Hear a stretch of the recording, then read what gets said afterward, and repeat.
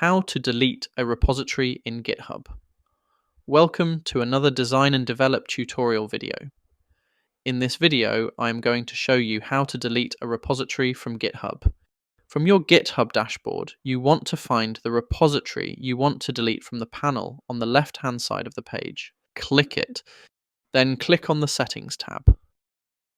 Now navigate to the bottom of the Settings page, to the area dubbed Danger Zone. At the bottom of the danger zone is the Delete this repository button. Let's press this to delete the repository. Then on the open prompt, let's click the I want to delete this repository button. Now the prompt is saying that deleting the repository is irreversible and that we have to acknowledge this. Let's acknowledge this by clicking the I have read and understand these effects button. Now the final prompt is asking us to type in a string of text. Let's write that in the text box and then click on the Delete this repository button. Then that is our repository deleted. If you have any questions about this, then please leave a comment below and I will get back to you as soon as I can. If you found this video useful, then please give it a like and hit the subscribe button.